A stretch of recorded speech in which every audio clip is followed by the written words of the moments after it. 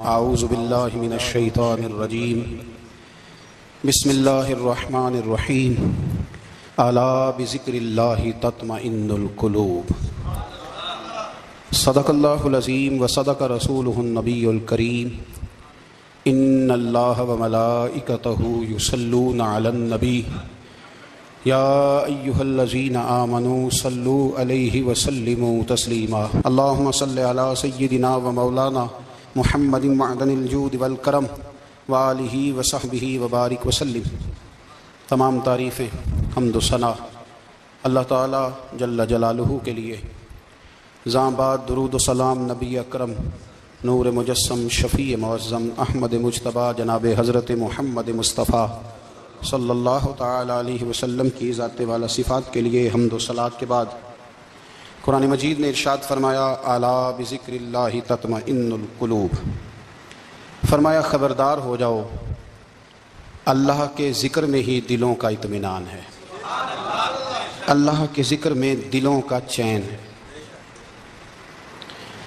لوگ بہت سارا مال، بہت ساری دولت، بہت ساری عقل اور بہت سارا شعور ہونے کے باوجود بے سکون ہیں۔ جس چیز نے زمانے کو تکلیف میں مبتلا کر دیا ہے اور جو چیز ڈھونڈنے سے نہیں ملتی وہ اطمینان ہے، وہ قرار ہے۔ لوگ بھیک مانگتے ہیں، منت کرتے ہیں، دہائی دیتے ہیں کہ کہیں سے سکون کی دولت مل جائے، لیکن وہ میسر نہیں آ رہی۔ بڑے بڑے لوگ ہیں اور میں عرض کر چکا ہوں کہ مالدار بھی ہیں اور عقل مند بھی ہیں، باشعور ہیں، پڑھے لکھے ہیں، پر قلبی سکون، راحت، اطمینان، چین انہیں میسر نہیں آ رہا۔ راتیں جاگ کر گزر جاتی ہیں، دن آزمائش میں بیت جاتا ہے۔ وہ کبھی اس کے لیے ٹھنڈے علاقوں کا سفر کرتے ہیں، کبھی دوستوں کی مجلسوں میں جا کر کے بیٹھتے ہیں، کبھی گھر سے دور اکیلے میں تنہائی میں وقت گزارنے کی کوشش کرتے ہیں، لیکن دولت سکون ناپید ہوتی ہے، میسر نہیں آتی۔ عرش کا رب فرماتا ہے کیوں تو بھٹکتا پھرتا ہے، کیوں دائیں بائیں جاتا ہے؟ چپ کر کے مسجد آ جا اور لوگوں سے بچ کے تنہائی میں میرا ذکر کر۔ اللہ ملے گا کیا؟ فرمایا الا بذکر اللہ تطمئن القلوب، میں تیرے بے چین دل کو چین عطا کر دوں گا۔ وہ تیرا تڑپتا اور پھڑکتا ہوا مزاج، اسے میں سکون کی دولت دوں گا۔ یہ تجھے کہیں اور نہیں ملے گا، یہ میری یاد میں ملے گا۔ یہ چین، قرار، سکون تجھے یہیں میسر آئے گا۔ اطمینان قلبی زندگی کا حسن ہے بھائی، دولت سکون اصل ہے۔ بڑے ٹھنڈے کمرے میں کچھ لوگوں کو نیند نہیں آتی، اور داتا صاحب رحمۃ اللہ علیہ آپ جائیں تو دونوں سڑکوں کے بیچ جو فٹ پاتھ ہے نا، اس پہ بھی کچھ لوگ سوئے ہوتے ہیں۔ ادھر سے بھی گاڑیاں گزرتی ہیں، ادھر سے بھی گاڑیاں گزرتی ہیں، لیکن بس نیند ہے نا، اللہ کا فضل ہے، اس نے دے دی ہے، آنے والوں کو آ گئی ہے۔ اطمینان قلبی، میرا معاشرہ بے سکون ہے، بے قرار ہے۔ مجھے کچھ لوگ کہتے ہیں جی میں آج کل بڑا بور ہو رہا ہوں، تو میں کہتا ہوں یار ہمیں تو ٹائم ہی نہیں ملا آج تک بور ہونے کا، نہیں وقت ہی نہیں اتنا میسر آیا۔ کون سا ٹائم نکالے جس میں بندہ بور ہو؟ وہ تو ہے کہ انسان کچھ فارغ ہو، کہیں اس کے پاس گنجائش ہو تو بور بھی ہو لے۔ کیسے بور ہو لیتے ہو؟ یہ کیا ہوتا ہے بور ہونا؟ زندگی میں اتنا وقت ہی کہاں ہے کہ انسان بور ہوتا پھرے اور یہ تصور بناتا پھرے کہ میں بڑی آزمائش میں ہوں، تو میں بڑے بور ہو رہا ہوں، تو میں بڑی تکلیف میں ہوں۔ تو وقت بہت زیادہ ہے ہمارے پاس، لایانی کاموں میں ضائع بڑا ہوتا ہے، تو ہم بور ہوتے ہیں، پریشان ہوتے ہیں۔ اللہ فرماتے ہیں یہ جو میری یاد ہے نا، لیکن اس کا بھی ایک طریقہ ہے یاد کا، اس طریقے سے اگر میرے رسول کریم علیہ السلام نے فرمایا اللہ کا ذکر اس طرح کرنا کہ دیکھنے والا تمہیں دیوانہ سمجھے، لوگ سمجھیں کہ کوئی مجنون ہے، کوئی جنونی ہے، کوئی پاگل ہے۔ یہاں اللہ تعالیٰ معاف کرے، آپ ذکر کی مجلس چھیڑیں، آپ نعت شریف کی مجلس چھیڑیں تو بہت سارے لوگ پروفیسر بن جاتے ہیں، وہ ساری نہیں ہلاتے، ان کی زبان ہی حرکت میں نہیں آتی۔ حالانکہ رب کریم کا ذکر اس طرح کرو کہ دیکھنے والا تمہیں دیوانہ سمجھے، کہیں اور کھونے کی ضرورت ہی نہیں۔ میرے حبیب گویا ہمیں فرماتے ہیں تو رب کے ذکر میں اس طرح کھو جا کہ تجھے دنیا کا خیال ہی نہ رہے، تجھے پھر دنیا کی ہوش نہ رہے۔ لیکن اگر نماز میں بھی خیال غیر آئے، ذکر میں بھی توجہ کہیں اور ہو، زندگی میں وہ عجیب لمحہ تھا، وہ میرے ساتھ تھا اور میں تنہا تھا۔ اگر ماحول یہ ہو کہ آپ کہیں جسم کے ساتھ تو موجود ہوں، روح موجود نہ ہو، تو پھر لذت ذکر بھی میسر نہیں آتی، پھر کیف نہیں حاصل ہوتا۔ یاد رکھیں کہ اس طرح کھو کے رب کی یاد کہاں سے کیف آئے گا؟ الجھ ہی پڑا گئے ہیں. وہ مستی، وہ سرور، وہ کیف جو اللہ کے ذکر میں ہوتا تھا، جو کبھی مرشد کامل کے سامنے بیٹھ کر لوگ اللہ اللہ کرتے تھے تو لگتا یہ تھا کہ یہ یہاں ہیں ہی نہیں، یہ تو کہیں اور چلے گئے ہیں، یہاں موجود ہی نہیں. لیکن اب وہ موج نہیں، وہ شوق نہیں، وہ درد نہیں، وہ زیر نہیں. اقبال تڑپ کے کہا کرتے تھے خیرت کی گتھیاں سلجھا چکا ہوں، یا رب مجھے صاحب جنوں کر دے.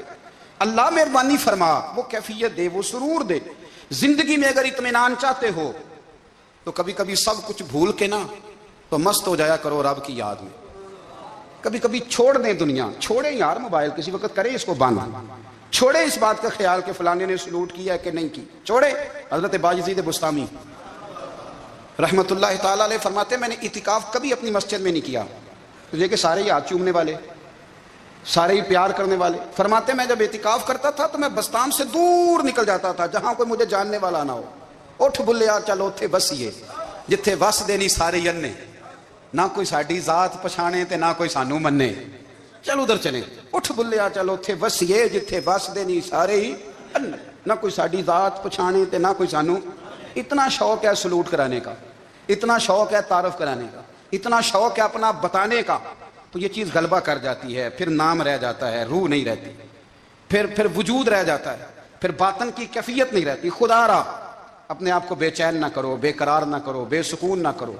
رب کی یاد میں آ جاؤ، درود و سلام میں آ جاؤ، نعت کے حسن میں آؤ، تلاوت کی دنیا میں آؤ، سجدوں کے نور میں آؤ. آؤ کبھی کھول کے دل مسجد کی صفائیاں کریں. آؤ نہ کبھی کوئی بوڑھا دادی نانی دادا ان کے پاس بیٹھ کے پیر دبا کے اللہ کو راضی کریں. یہ کیف والی جگہ ہیں، یہ سرور والی جگہ. اتنی بے چین ہماری زندگی ہے، بے قرار ہے، تڑپتے ہوئے لوگ، لڑتے ہوئے لوگ. ایسے لگتا ہے اب یہ ایک دوسرے کا گریبان تھام لیں گے. بے قرار، بے چین. کسی کو انتظار کا کہا جانا کہ 10-20 منٹ کسی کا انتظار کرو تو بعض لوگوں مجھے ایسے لگتا ہے جیسے ان کا کلیجہ پھٹ جائے گا. ڈاکٹر کے انتظار میں بیٹھے ہیں تو بڑے پریشان ہیں.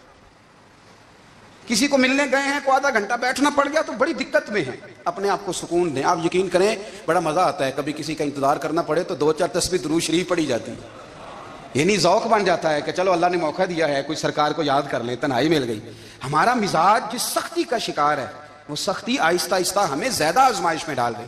تو میرے بھائی زندگی میں اطمینان حسن ہے اور وہ سب سے زیادہ اللہ کی یاد میں ملتا ہے. وہ سب سے زیادہ رب کریم کے ذکر میں. سب سے زیادہ جو چاہتا ہے نا دل ٹھنڈا رہے، زبان میٹھی رہے، وہ مدینے والے محبوب پہ درود و سلام پڑھا کرے، وہ حضور پہ درود و سلام پڑھا کرے. زبان میٹھی رہے گی. میرا ذاتی تجربہ ہے کہ جو آدمی اپنے اخلاق سنوارنا چاہے وہ حضور پہ درود شریف پڑھے. جو اپنے اخلاق سنوارنا چاہے، طبیعت کو ٹھنڈا رکھنا چاہے، وہ درود شریف پڑھے. اس کا دل سکون میں آئے گا. کچھ کام اور ہیں زندگی میں اطمینان کے لیے، ان کا ہونا بھی بڑا ضروری ہے. سب سے پہلے اگر آپ چاہتے ہیں نا زندگی میں سکون ہو تو حقیقتوں کا سامنا کرنا سیکھیں. آپ جو ہیں وہ رہنا سیکھیں، جو آپ نہیں ہیں وہ بننے کی کوشش نہ کریں. حقیقت کا سامنا کرو گے تو زندگی اطمینان میں آ جائے گی. ہم نے نا بہانے بنا لیے ہیں، ہیلے بنا لیے، جھوٹ کے سہارے اپنے آپ کو اونچا کر لیا. ایک آدمی سے کہا جاتا ہے تو رشوت نہ لے، تو کہتا ہے میں غریبوں سے نہیں لیتا. تو میرا سوال یہ ہے کہ امیروں کا حساب لینے کی اللہ نے تیری ڈیوٹی لگائی ہے، تیرے ذمہ لگایا ہے کہ تو امیروں کا حساب کر. تمہیں کیا ضرورت پڑی ہے؟ ہم نا بہانہ کرتے ہیں. رشوت لینے والے کا الگ بہانہ ہے اور سفارش والے کا الگ بہانہ ہے. حقیقت کا سامنا کریں. حقیقت کا جو میرے ذمہ داریاں ہیں وہ میں نے پوری کرنی. جو آپ کی ذمہ داریاں ہیں وہ آپ جان نہ چھڑائیں، حقیقت پسند بنیں. میرے رسول کریم پھر پڑھیے درود شریف صلی اللہ تعالی علیہ وسلم. حضور صلی اللہ علیہ وسلم نے فرمایا کہ میری بیٹی سیدہ فاطمہ الزہرا رضی اللہ تعالیٰ عنہا صرف جنتی نہیں، جنتی عورتوں کی سردار ہے. لیکن حضور نے یہ بھی فرمایا کہ فاطمہ یہ خیال رکھنا اگر اللہ نے حساب پوچھا تو حساب تم نے خود دینا ہے. نہیں، حقیقت کی طرف توجہ کرائی حضور نے. وہ صرف جنتی نہیں، جنتی عورتوں کی سردار ہیں، پر حقیقت کی جانب توجہ. میں حقیقت یہ ہے کہ اگر مالک نے حساب پوچھا تو اس کی تیاری بھی کرنی ہے. دیکھیں نا ہمیں کچھ یقین نہیں، اللہ معاف کرے کہ ہمارا حساب کیسا ہوگا، لیکن کتنے آزاد ہیں.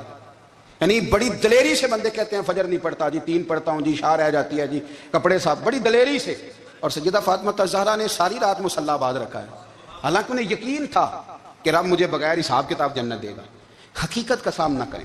جو حقوق آپ کے ہیں وہ آپ نے ادا کرنے ہیں، جو ذمہ داریاں ہیں وہ ذمہ داریاں ہیں. دیکھیں نا حضرت موسیٰ کلیم اللہ علیہ السلام کے پاس اسرائیل روح نکالنے آئے تو حضرت موسیٰ نے تھپڑ مارا، آنکھ نکال دی، واپس گئے۔ انہوں نے تو جلال فرمایا، کہا موسیٰ علیہ السلام سے کہیے بیل کی پشت پر ہاتھ رکھیں، جتنے بال ان کے دستے مبارک کے نیچے آئیں گے اتنے 1000 سال ان کی عمر بڑھا دی جائے گی۔ یعنی میرے کان میں کوئی بتا دے کہ جناب 60 سال بڑھ گئی، یا آپ کے کان میں کوئی کہہ دے تو خوشی ہوتی ہے کہ نہیں؟ لیکن یہ حقیقت پسندی نہیں، اس لیے کہ 60 بھی گزر جائیں گے، 70 بھی، یہ حقیقت نہیں۔ حضرت موسیٰ کلیم، چلے میں مثال دیتا ہوں، سمجھ لے 10 بال، حالانکہ بہت زیادہ آتے ہوں گے، 10 بال اگر حضرت موسیٰ کے ہاتھ کے نیچے آئے تو 10,000 سال تو عمر بڑھ گئی نا۔ 10 یعنی 10 سال نہیں، 10 100 نہیں، 10 بہت زیادہ تھی نا۔ حضرت موسیٰ کلیم اللہ علیہ السلام سے آ کے عرض کیا گیا، حضور بیل کی پشت پر ہاتھ رکھیں، جتنے آپ کے ہاتھ کے نیچے بال آئیں گے اتنے 1000 سال عمر بڑھ جائے گی۔ تو حضرت موسیٰ نے حقیقت پسندی والی بات کی، فرمایا پھر کیا ہوگا؟ 10,000 سال کے بعد پھر کیا ہوگا؟ کہا حضور جانا تو پھر بھی ہے۔ فرمایا پھر ابھی چلتے ہیں، اگر جانا ہے نا، جانا ہے تو پھر، اگر جانا ہے تو پھر ابھی۔ اور سجنوں اگر نماز پڑھنی ہے تو ابھی کیوں نہیں؟ اگر داڑھی رکھنی ہے تو پھر رمضان کا انتظار کیوں کریں؟ ابھی کیوں نہیں؟ اگر سچ بولنا ہے تو پھر، اگر رزق حلال کھانا ہے تو پھر انتظار کا ہے گا۔ حقیقت ہوتی ہے، بہانہ ہوتا ہے، حقیقت چھپ نہیں سکتی بناوٹ کے اصولوں سے، کیونکہ خوشبو آ نہیں سکتی کبھی کاغذ کے پھولوں سے، یہ بات یاد رکھیں۔ اگر جانا ہے تو حضرت کلیم فرمانے لگے پھر 10,000 سال کے بعد بھی جانا ہے تو آج بھی۔ ہمیں بے قراری زندگی میں اس لیے کہ ہم حقیقت پسند نہیں، ہم بہانوں میں، ہم ہواؤں میں جیتے ہیں، ہواؤں میں، خیالات میں زندگی گزارتے ہیں۔ بڑا ٹائم پڑا ہے، مثلاً کتنا میرے رسول کریم صلی اللہ تعالیٰ علیہ وآلہ وسلم نے ایک دن صحابہ سے فرمایا تمہیں حیا نہیں آتی؟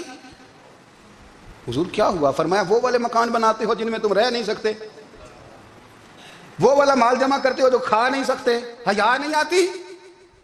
عرض کی حضور حکم کریں تو محبوب فرمانے لگے جوتے کا ایک تسمہ بند کرتا ہوں تو سوچتا ہوں دوسرا بند کرنے سے پہلے موت آ جائے گی، ایک سانس اندر جاتی ہے تو دوسرا آنے سے پہلے میں یاد کرتا ہوں کہ مجھے دنیا سے جانا ہے۔ تمہیں حیا نہیں آتی؟ وہ مکان بناتے ہو جن میں رہ ہی نہیں سکتے، وہ مال جمع کرتے ہو جو کھا۔ حقیقت پسند نہیں بھائی ہم۔ بہت سارے لوگ ہیں بڑی باتیں سناتے ہیں، بڑی، میں کہتا ہوں اصل میں نا زیادہ باتیں سنا کے نا بیچارہ اپنے آپ کو مطمئن کرنا چاہتا ہے، اصل بات یہ ہے کہ اندر سے نا ہلا ہوا ہے، کچھ بھی نہیں، بڑا زیادہ ہنستا ہے اور مجھے لگتا ہے کہ کوئی گہرا زخم چھپا رہا ہے۔ اس لیے ملمہ سازی، حقیقت پسند بنو، حقیقت پسند۔ یاد رکھنا، من ترک صلاۃ متعمدا فقد کفر، میرے رسول نے حقیقت بیان کی، فرمایا جس نے ایک نماز بھی جان بوجھ کے چھوڑی اس نے رب کے رب ہونے کا انکار کیا، اس نے کفران نعمت کیا۔ یہ حقیقت ہے، کوئی کلیریفیکیشن نہیں، کوئی وضاحت نہیں۔ جو نماز نہیں پڑھتا جھوٹ بولتا ہے، غلط بیانی کرتا ہے۔ جو شخص رزق حرام کما کے کہتا ہے کہ اس کے بغیر گزارا نہیں چلتا، وہ جھوٹ بولتا ہے، اس لیے کہ رب فرماتا ہے جب تجھے پیدا کیا ہے تو تیرا رزق میرے ذمہ ہے۔ اللہ فرماتا ہے کہ لا یکلف اللہ نفسا الا وسعها، میں کسی پر وہ بوجھ نہیں ڈالتا جو اٹھا نہ سکے۔ نماز فرض کیا اس کا مطلب ہے ہم پڑھنے کے قابل ہیں، اس نے ہمارے ذمہ داریاں لگائی ہیں تو مطلب یہ ہے کہ ہم ذمہ داریاں ادا کرنے کے قابل ہیں، ورنہ وہ کہتا ہے میں وہ بوجھ ڈالتا ہی نہیں جو تجھ سے اٹھایا نہ جائے۔ اگر چاہتے ہو کہ زندگی میں اطمینان ملے تو خدا را حقیقت پسندوں والی زندگی گزارو۔ یہ فضاؤں میں زندہ رہنا، ہواؤں میں، اللہ بڑا معاف کرنے والا ہے، اللہ بڑا کریم ہے، معاف کر دے گا، تو بھئی یہ بات صحابہ کو بھی پتا تھی، یہ اہل بیت کو بھی خبر تھی، تو وہ تو ایک ایک بات کا لحاظ کرتے تھے۔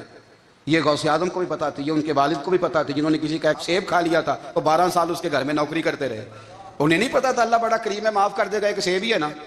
تو حقیقت پسندی آپ کو سکون دے گی، اور اگر آپ نے اپنے آپ کو غیر مطمئن کیا ہوا ہے، بات کچھ اور ہے، اور آپ نے اپنے آپ کو ڈال کسی اور طرف لیا ہے، تو پھر آپ کو سکون مل سکتا؟ سکون حقیقت پسندی میں، اصل میں سکون ہوتا ہے، اداکاری میں سکون نہیں ہوتا۔ تیسری بات سنیں، اگر آپ چاہتے ہیں زندگی میں مطمئن رہیں تو دنیا داروں سے امیدیں توڑ دیں، اللہ اور اس کے رسول سے امید وابستہ کریں، اولیاء اللہ سے امیدیں وابستہ کریں، صحابہ اور اہل بیت سے امیدیں، اللہ اور اللہ والوں سے امیدیں، دنیا داروں سے امیدیں۔ آپ کو پتہ ہے دنیا دار کی تباہی کب ہوتی ہے؟ جب انہیں خوشامدی مل جاتی ہے۔ چودھری کا بیڑا اس وقت غرق ہوتا ہے جب اسے چودھری کہنے والے زیادہ ہو جاتے ہیں۔ سیٹھ صاحب اور نواب صاحب بیچارے تباہ تب ہوتے ہیں بھولے پن میں، جب ان کے دائیں بائیں ریلا ہوتا ہے سیٹھ صاحب کہنے کا، لوگ انہیں کھانا چاہتے ہیں، پیار ان کا نہیں ہوتا، ان کی جیب کا ہوتا ہے، محبت ان سے نہیں ہوتی، ان کی کرسی سے ہوتی ہے۔ ضروریات کا پیار ہوتا ہے، تباہ کر دیا جاتا ہے۔ ہماری ساری توقعات دنیا داروں سے وابستہ ہو گئی ہیں، ناراض نہ ہونا۔ پیروں نے، مولویوں نے، درویشوں نے، انہوں نے بھی سیٹ رکھے ہوئے جلسوں کی صدارت کرانے کے لیے، یعنی مذہبی جلسہ ہے، اس میں بہت زبردست پڑھے لکھے صاحب تقوی عالم کا خطاب ہے، اور کی صدارت وہ بندہ کر رہا ہے جس نے عشاء کی نماز بھی نہیں پڑھی، وہ بندہ صدارت کر رہا ہے۔ کیوں؟ اس لیے کہ اس نے لاکھ روپیہ دیا محفل میں۔ خدا را دنیا داروں سے امیدیں چھوڑ دیں، ورنہ آپ کمزور پڑ جائیں گے، آپ کی امیدیں ٹوٹیں گی۔ کتنا کمزور ہے وہ شخص جو 2-4 ہزار کے لیے کسی بندے کی چاپلوسی کرتا ہے، اس کے پیچھے بھاگتا ہے، خوش آمدیں کرتا ہے، تھوڑے سے نوٹوں کے لیے، دکھ سکھ میں کام آئے گا اس کام کے لیے۔ میرے رسول کریم علیہ السلام نے فرمایا، جس نے بندوں کو راضی کرتے کرتے رب کو ناراض کر دیا، اس کی دنیا بھی گئی اور آخرت بھی گئی۔ اور فرمایا جس نے بندوں کی پرواہ نہیں کی، اللہ کو راضی کیا، فرمایا اگر رب راضی ہو گیا تو لوگوں کے دلوں میں بھی محبت پیدا فرما دے گا۔ کیا ضرورت ہے خوشامد کرنا دنیا داروں کی، سیٹوں کی، نوابوں کی، چاپلو۔ اور میں آپ کو ایک بات بتاؤں، ہوتا پتہ کیا ہے، یہ جو حب جا اور حب با ہوتی ہے نا، اس سے پیٹ نہیں بھرتا۔ آپ کو اگر خوشامد کرنی ہے تو پھر آپ کو ساری زندگی کرنی ہے۔ پھر ان کو بھی پتہ ہوتا ہے کہ تعلق کس بنیاد پر ہے، اس میں کبھی بھی خلوص پیدا نہیں ہوتا۔ آپ بے چین رہتے ہیں، بے قرار رہتے ہیں، آپ کو تکلیف رہتی ہے ہمیشہ۔ کبھی بھی دنیا داروں سے امیدیں وابستہ نہ کریں۔ ایک بات سنیں بڑی شاندار، امام غزالی نے لکھی ہے۔ امام غزالی فرماتے ہیں کہ ہارون الرشید نہ حج کر کے واپس آیا بغداد میں، تو کونے میں حضرت بہلول دانا بیٹھے تھے، رش بہت تھا، مجمع بڑا تھا۔ حضرت بہلول دانا بھی سڑک کے کنارے بیٹھے تھے، تو سپاہی کہنے لگے یہاں سے اٹھ جاؤ۔ فرمانے لگے ہارون الرشید کی زمین نہیں، زمین میرے رب کی ہے، میں کیوں اٹھوں؟ وہ قریب سے گزرا تو سلام لی، تو آپ نے اس کا پروٹوکول دیکھا تو فرمانے لگے ہارون الرشید تجھ سے تگڑے تگڑے موٹے موٹے پروٹوکول میں نے لوگوں کے دیکھے ہیں، اور یہ جو تیرے دائیں بائیں آج تیرے نعرے لگا رہے ہیں، یہ پہلے ان لوگوں کے نعرے لگایا کرتے تھے، اور تھوڑا وقت گزرنے دے، جو تیرے بعد آئے گا نا، یہ سارے پھر ان کے نعرے بھی لگائیں گے۔ تو جھوٹ کی دنیا میں زندہ ہے، ان سے تو نے امیدیں وابستہ کی ہیں، یہ کل اس کے نعرے لگائیں گے۔ اس کے دل پہ بڑا اثر ہوا، گھوڑے سے اتر آیا، آگے کہنے لگا حضور آپ نے مجھے بڑی اچھی نصیحت کی ہے، میرا دل بڑا ٹھنڈا ہوا ہے، میں نے سنا ہے آپ مقروض ہیں، کچھ لوگوں کا قرض، تو مجھے کوئی حکم ہی کر دیں۔ آپ ہنسنے لگے، فرمانے لگے یار تو بڑا ہی بیوقوف ہے، بڑا ہی بیوقوف ہے تو، میں تجھے نصیحت کر رہا ہوں تو مجھے الجھا رہا ہے، حضور کوئی حکم کر دیں۔ کیا خوبصورت انداز ہے رب کریم کے بندوں کا۔ حضرت بہلول دانا فرمانے لگے تیرا رب کون ہے؟ کہا اللہ۔ تو فرمایا میرا کون ہے؟ کہا اللہ۔ فرمانے لگے یہ تو نہیں نہ ہو سکتا کہ اللہ ہارون رشید کو دیتا رہے اور بہلول دانا کو بھول ہی جائے، یہ تو نہیں نہ ہو سکتا کہ ہارون رشید کو دیتا رہے اور بہلول دانا کو بھول جائے۔ فرمایا اس کا دل، اس کا ارادہ ہوا، ارادہ قدرت ہوا کہ بہلول مقروض رہنا چاہیے، تو اگر رب مجھے رکھنا چاہتا ہے، دکھ قبول محمد بخشا راضی رہن پیارے، اگر وہ چاہتا ہے میں مقروض رہوں تو میں بھی چاہتا ہوں کہ میں مقروض ہی رہوں، یہ تو نہیں نہ ہو سکتا کہ تجھے دے اور مجھے نہ دے۔ فرمایا میری تجھ سے کوئی امید نہیں، مجھے جب بھی دے گا میرا رب بھی دے گا، اور وہ دے گا تو پھر انشاءاللہ خزانے کھول کے دے گا۔ دنیا داروں سے امیدیں وابستہ کرنا، لوگوں کے پیچھے، یہ چھوڑ دیں، آپ بے چین رہیں گے، بے قرار رہیں گے۔ اللہ والوں سے ضرور امیدیں وابستہ کریں، اس لیے کہ ان کے پاس جو کچھ ہوتا ہے وہ دراصل رب کا ہی ہوتا ہے، لیکن سیٹھوں سے، نوابوں سے، سیاستدانوں سے باز آ جائیں، ہماری بڑی امیدیں وابستہ ہیں۔ میں اکثر کہتا ہوں جتنے پھیرے نوکری کے لیے دنیا دار کے دروازے پہ لگائے ہیں نا، اس سے کم دفعہ مسجد میں نفل پڑے ہوتے تو رب اتنی بڑی مہربانی فرما دیتا۔ تیسری بات یہ یاد رکھیں، اگر سکون لینا چاہتے ہیں نا، اگر سکون لینا چاہتے ہو نا، تو لوگوں کو ڈسکس کرنا بند کر دو۔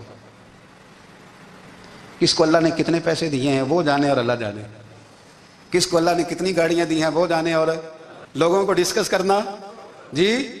یعنی میں ایک جگہ بیٹھا تھا تو ایک صاحب گاڑی والا گزرا، گاڑی میں بیٹھ کے، اس کا پڑوسی تھا، کہندے تھا منہ ہے کار والا، میں کہ وہ تے ہے تاں ہی بیٹھا ہے، تو میں کہ سمجھانا جی انہوں، میں کہ توں تے میں حساب لائیے بھی ساڈے کول کوئی نہیں، وہ تے ہے، دیکھیں نا اللہ نے اسے دی ہے نا، تو اللہ نے چاہا نا وہ کار میں بیٹھے، تو اس نے پھٹے پہ بیٹھ کے یہ تبصرہ کیا کہ منہ ہے کار والا، میں کہ وہ تے ہے تاں کار رہے تھے۔ اب مجھے اور تجھے اندازہ لگانا چاہیے کہ ہم کیا یہ بحث ہے، یعنی اللہ کو چاہیے تھا معاذ اللہ کے پہلے تجھ سے پوچھتا کہ اسے کار دینی ہے کہ نہیں، کیا مطلب فضول بحث ہے۔ وہ چیز ہمیں اتنا تنگ کرتی ہے، اتنی تکلیف دیتی ہے کہ آپ یقین کریں سارا دن اسی کو ڈسکس کرتے ہیں، سارا دن۔ اس کے پاس گاڑی ہے، اس کے پاس کار ہے، فلانے کا پیسہ 1 نمبر ہے، فلانے کا 2 نمبر ہے، فلانے کا 6 نمبر ہے، اصل بات کے اندر حسد ہے، اس کو نکالو۔ ایک بات کہنے لگا ہوں، اسے یاد رکھنا، میرے اعلیٰ حضرت رحمۃ اللہ علیہ فرمایا کرتے حسد کرنے والا بندوں پر اعتراض نہیں کرتا، اللہ پر اعتراض کرتا ہے۔ وہ کہتا ہے اللہ اسے کیوں دیا ہے، اتنا کیوں دیا ہے، معاذ اللہ، وہ اللہ کی تقسیم پر اعتراض کرتا ہے۔ حسد کرتے ہو بے چین رہو گے، حسد آپ کے دل کو تڑپا کے رکھ دے گا۔ چھوڑے، اللہ بڑا کریم ہے، جس کو جہاں چاہتا ہے وہاں بٹھا دیتا ہے۔ آپ قطعاً اس بحث میں نہ پڑے کہ اللہ نے کس کو کتنا دیا ہے، کب دیا ہے، کیوں دیا ہے، وہ بڑا بے نیاز ہے۔ حسد آپ کو تباہ کرے گا۔ دنیا میں پہلا گناہ جو ہوا تھا وہ حسد تھا۔ ابلیس نے حضرت آدم سے حسد کیا، کہنے لگا میں بہتر ہوں، سرداری اس کو مل رہی ہے، یہ تو اللہ کو پتہ ہے نا کس کو دینی ہے۔ اور دنیا میں پہلا قتل حسد کی وجہ سے ہوا۔ حابیل قابیل کے درمیان حسد کا معاملہ تھا، خاتون کا نکاح اس سے کیوں ہو رہا ہے، مجھ سے ہونا چاہیے۔ حسد تباہی کرتا۔ آپ یقین کریں، یعنی دکاندار کے سامنے دوسری دکان پڑتی ہے اور پریشان ہو جاتا ہے، وہ کہتا ہے میرا کیا بنے گا، لا حول ولا قوت الا باللہ العلی العظیم۔ یعنی تیرا کیا خیال ہے کہ تیرے حصے کی روٹی وہ کھا جائے گا، اتنا چھوٹا دل، یعنی تیرا موقف یہ ہے کہ تیرے حصے کا نصیب اس تک چلا جائے گا، یہ تیری خواہش ہے۔ ایک دوسرے کی کمزوریاں بیان کرنا، اس کا تو مال ہی ناقص ہے جی، اس کے تو پاس ہی کچھ نہیں، یہ تو کمزور لوگوں کا طریقہ ہے۔ میرے رسول کریم علیہ الصلوۃ والسلام گزر رہے تھے، پت جھڑ کا موسم تھا، خزاں کا موسم تھا، درختوں کے پتے جھڑ رہے تھے، صحابہ کو ساتھ لے کے حضور گزرے اور ایک درخت کی ٹہنی کو پکڑ کے حضور نے ہلایا۔ صحابہ فرماتے ہیں کہ چھم چھم اس کے پتے گرے، زمین پر ڈھیر لگ گیا۔ حضور نے فرمایا دیکھا تم نے کیا ہوا؟ حضور ہاں۔ فرمایا کتنی تیزی سے پتے جھڑے ہیں، صرف تنا رہ گیا ہے اور خالی ٹہنیاں رہ گئی ہیں، کوئی حسن بچا ہے؟ حضور نہیں۔ تو نبی کریم فرمانے لگے جو حسد کرتا ہے نا اس کی نیکیاں بھی اسی طرح جھڑ جاتی ہیں، اسی طرح۔ اور ایک جگہ حضور فرمانے لگے جس طرح راکھ لکڑی کو آگ جب آگ کھا جائے تو پھر لکڑی کو لکڑی نہیں کہا جاتا، راکھ کہا جاتا ہے، کوئلہ کہا جاتا ہے، اس کی اصل باقی یعنی اسے کھائی جاتی ہے۔ تو حضور علیہ الصلوۃ والسلام فرمانے لگے جس طرح آگ لکڑی کو کھا جاتی ہے، فرمایا اسی طرح حسد نیکیوں کو کھا جاتا ہے، نیکیاں رہتی نہیں۔ حسد کرنے والے کے پاس نیکیاں یعنی ان کی اصل شکل موجود، کبھی بھی حسد نہیں کریں۔ اللہ کی تقسیم ہے، جس کو چاہے جب چاہے جتنا چاہے عطا کرے۔ اور چوتھی بات میرے بھائی، کبھی بھی بغض نہ پیدا کریں۔ بغض والے لوگ بے سکون رہتے ہیں۔ بہت ساری کمزوریاں ہمارے اندر ہوتی ہیں نا، پھر اللہ ہماری روزی تو نہیں نہ بند فرماتا، یہ تو نہیں کہتا کہ زمین سے نکل جاؤ۔ اگر یہی والا معاملہ ہو جو ہمارا ہے کہ شادی پہ اس نے میرے ساتھ برا سلوک کیا تھا، اب ساری زندگی بغض رکھنا ہے۔ اگر یہی معاملہ فرشتے اللہ کی بارگاہ میں کہیں کہ یا اللہ اس نے فلانے دن شراب پی تھی، اب اس کو زمین میں نہیں رہنے دینا، نظام زندگی چلے گا؟ تو اگر اللہ ہمیں معاف کرتا ہے تو ہم بندوں کو معاف کیوں نہیں کرتے؟ آپ یقین کریں اتنی لمبی عداوتیں، اتنا لمبا حسد، اتنا لمبا بغض، اتنا لمبا۔ حدیث میں نے پڑھی، میں حیران رہ گیا۔ میرے نبی کریم علیہ الصلوۃ والسلام نے فرمایا اپنی بیوی سے کبھی بغض نہ رکھنا، اگر اس کی ایک بات ناپسند ہو تو اسے چھوڑ کے وہ بات دیکھو جو تمہیں پسند ہے۔ میں اس حدیث کو پڑھ کے سوچنے لگا کہ کیا بیوی کا بھی بغض رکھتے ہیں لوگ؟ اب حضور نے کہا ہے تو اس کا مطلب ہے لوگ بیوی کا بغض بھی رکھتے ہیں۔ اب اس پر استدلال کر کے مجھے کہنا پڑے گا کہ سسرال والوں کا بغض بھی رکھتے ہیں، کہنا پڑے گا کہ بھائی کے سسرال والوں سے بھی بغض رکھتے۔ اس حدیث کی روشنی میں سمجھا کہ لوگ بھابھی کا بغض بھی رکھتے ہیں، بغض، ورنہ عادتیں تو ہماری بھی کئی بری ہوتی ہیں۔ اگر عادات ایک وجہ بنے اختلاف کی تو عادتیں تو ہماری بھی کئی بری ہیں، لیکن ہم اپنی بری عادتوں سمیت اپنے آپ سے پیار کرتے ہیں، اور سامنے والے کی ایک بھی عادت بری ہو تو اس سے بغض رکھتے ہیں۔ بغض نہ پیدا کریں۔ میرے نبی پاک علیہ الصلوۃ والسلام نے فرمایا کچھ چیزیں تمہارے دین کو مونڈ ڈالیں گی، تباہ کر دیں گی، کاٹ دیں گی۔ حضور کون سی؟ فرمایا حسد، تکبر اور بغض، یہ تمہارے دین کو تباہ کر دیں۔ ہم بے چین اس لیے ہیں کہ ہم نے بہت سارے لوگوں کا بغض پالا ہوا ہے، اور ہر فیلڈ میں سیاستدان نے سیاستدان کا، ذاتیات پر اتر کے بات کرتے ہیں، معزز ترین لوگ، تاجر نے تاجر کا، اللہ ماشاءاللہ بعض جگہ پہ اہل علم بھی ایک دوسرے سے عداوت رکھتے ہیں۔ خدا را دل رب کریم کے آنے کا ٹھکانہ ہے، یہ صاف ہوگا تو اس میں رب رسول کے جلوے ہوگے، اور اگر اس میں عداوت ہو، اس میں بغض ہو، اس میں کینہ ہو، نفاق ہو، سنیں میرے رسول کریم حضرت ابوبکر صدیق رضی اللہ تعالیٰ عنہ کہتے ہیں میں رو ہی پڑا۔ مکہ فتح ہوا نا تو اکرمہ بن ابو جہل نے پیغام بھیجا کہ میں نا کلمہ پڑھنے کے لیے آ رہا ہوں۔ وہ بات لمبی ہے، میں موضوع پہ رہنا چاہتا ہوں۔ کہتے ہیں جب وہ آنے لگا نا تو نبی پاک نے ہم سب کو بلایا، ہم حاضر خدمت ہوئے تو حضور فرمانے لگے کہ اس کے باپ نے نا بڑا ظلم کیا ہے ہمارے ساتھ، ابو جہل نے بڑا ستایا ہے، بڑی تکلیف دی ہے۔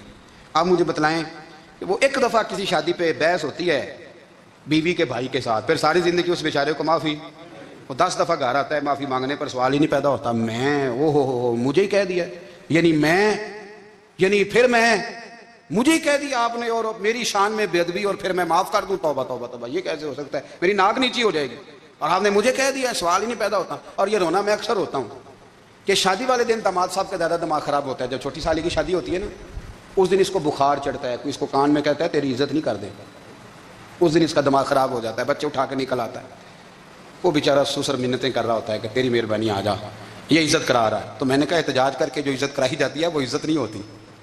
ہاں یہاں مانگ کے عزت لیتے ہیں لوگ، یا احتجاج کی کوئی عزت ہے؟ آپ کے اندر کمالات اتنے ہوں کہ آپ کی عزت کرنے کو دل چاہے، یعنی مزہ آئے، یعنی لطف آئے، یعنی آپ دور بیٹھے ہوں تو کسی کا دل کرے آپ کو اسٹیج پہ بلانے کے لیے۔ یہ کیا بات ہوئی کہ چھائے جانا اور بھاگ کے آگے جانا؟ ان سے نکلیں۔ اکرمہ بن ابو جہل کلمہ پڑھنے کے ارادے سے آ رہے ہیں، حضور علیہ السلام نے صحابہ کو بلایا، کتنی زیادہ دعوت رکھی جا سکتی تھی معاذ اللہ؟ کب سے وہ چلا تھا ظلم کرنے، اور اس کے بعد اس کا بیٹا شروع ہو گیا۔ کتنی باتیں تھیں جو ناقابل معافی تھیں، پر کریم رسول نے ہمیں بتلایا ہے کہ سکون والی زندگی کہتے کس کو ہے۔ جب سب لوگ جمع ہو گئے تو حضور نے فرمایا بھئی وہ کلمہ پڑھنے آ رہا ہے، اس کے باپ نے ظلم بڑے کیے ہیں، پر میری نصیحت یہ ہے کہ اس کے سامنے اس کے باپ کو کوئی برا نہ کہے، خبردار کوئی اس کے سامنے کوئی بات نہ کرے۔ اب وہ کلمہ پڑھنے آ رہا ہے، مطیع ہو کے آ رہا ہے، بان کے آ رہا ہے۔ کہتے ہیں اللہ کے رسول نے نا کافی دیر تک خطبہ دیا، بریفنگ دی، بات سمجھائی۔ جناب صدیق اکبر کہتے ہیں میں رو پڑا۔ ایک صحابی مجھے کہنے لگے تمہیں کیا ہوا؟ تو میں نے کہا میں مصطفیٰ کی رحمت پہ رو رہا ہوں۔